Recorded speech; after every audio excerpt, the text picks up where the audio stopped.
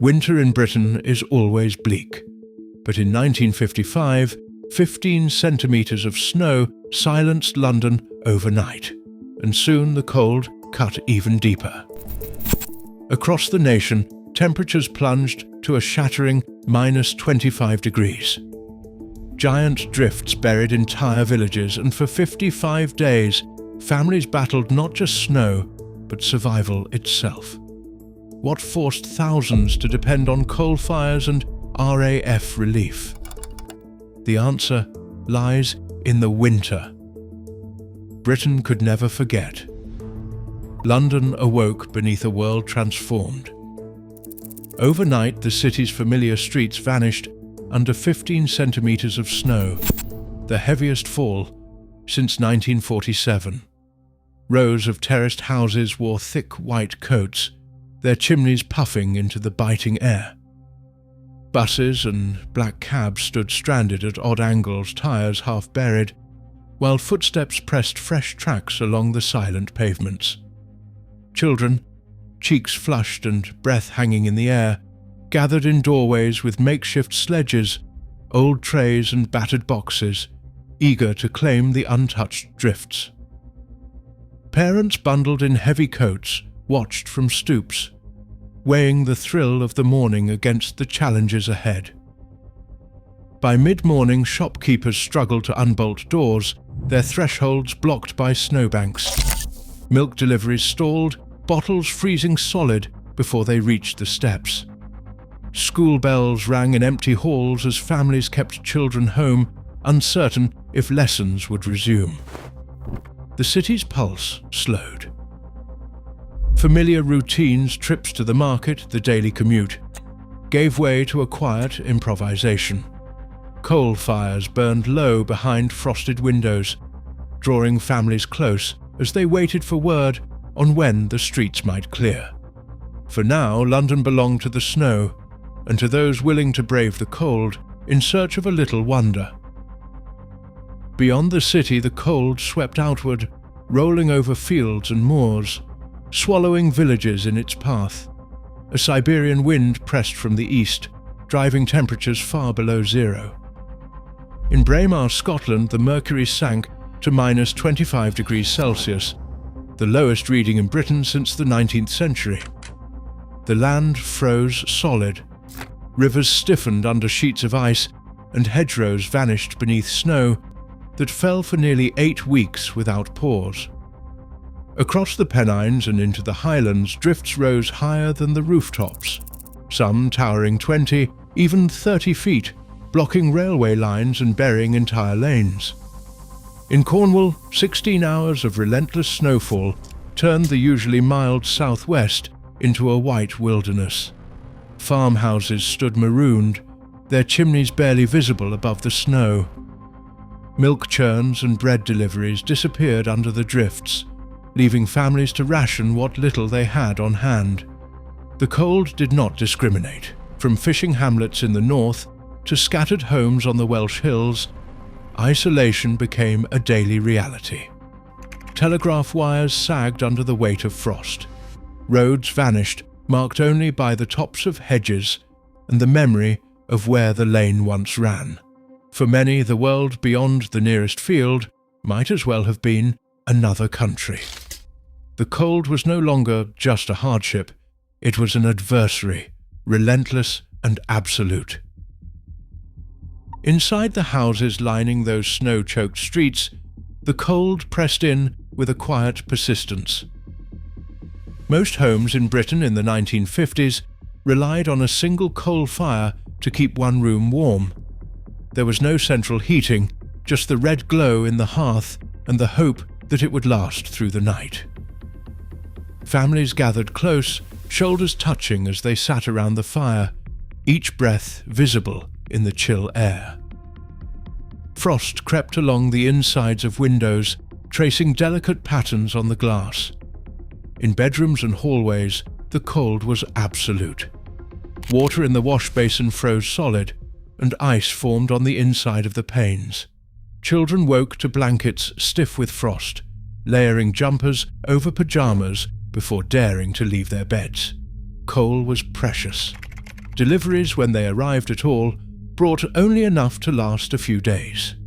Some households rationed lumps, feeding the fire with scraps of newspaper, broken furniture, even orange crates when the coal ran low.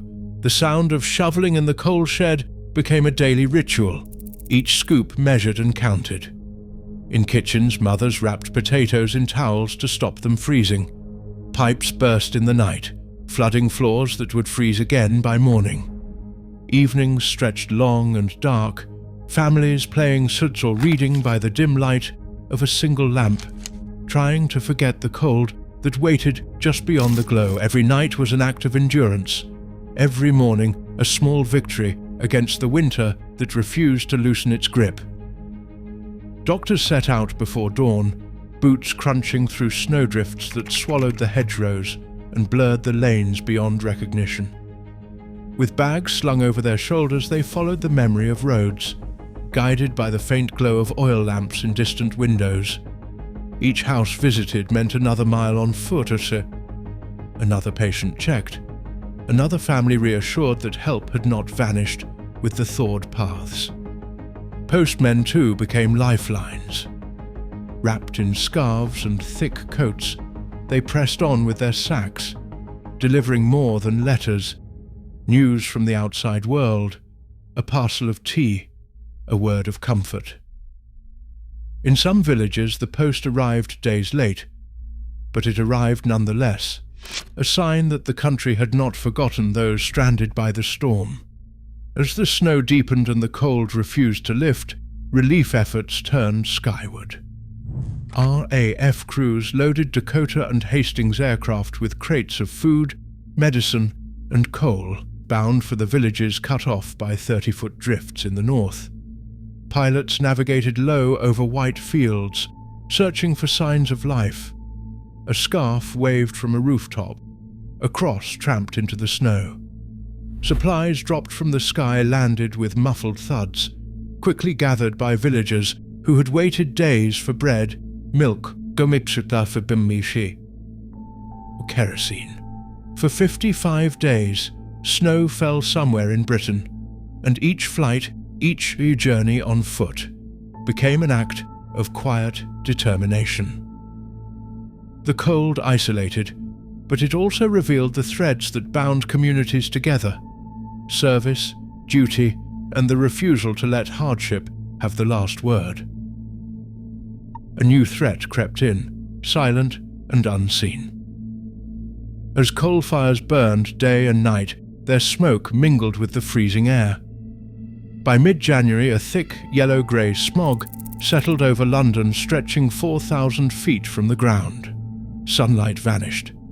At its worst, the city's light dropped to 1,000th of normal, casting streets into a midday twilight. Lamps glowed dimly through the haze, halos swallowed by the murk. Even familiar landmarks disappeared within a few paces. The air pressed close, heavy with soot and cold, clinging to skin and stinging the lungs with every breath. Sound became muffled, footsteps lost in the dense fog. For many, it felt as if the world had shrunk to the span of an arm, houses, buses, and people slipping away into the gloom. The city did not just freeze. It struggled to breathe, wrapped tight in a blanket that blotted out both warmth and hope. Switchboards rang without pause as the city slipped deeper into darkness. Emergency operators fielded hundreds of calls an hour, panicked voices reporting lost children, accidents on invisible roads, and neighbors vanished in the fog. Ambulances crawled through streets they could barely recognize, headlights swallowed by the yellow-grey haze.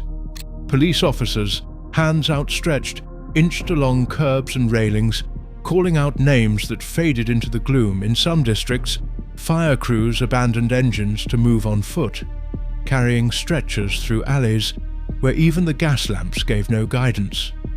Hospitals ran on backup generators, wards filling with those suffering from falls, frostbite, and the choking air.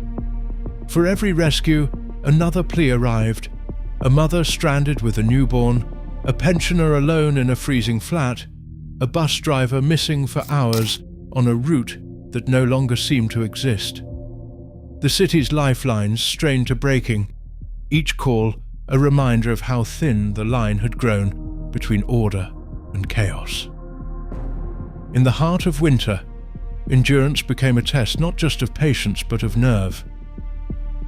As winters grow less predictable and energy costs rise, the lessons of 1955 matter more than ever. Community, not comfort, carried Britain through. In every cold snap today, resilience and unity remain our greatest defenses. The memory endures, reminding us what truly keeps the cold at bay.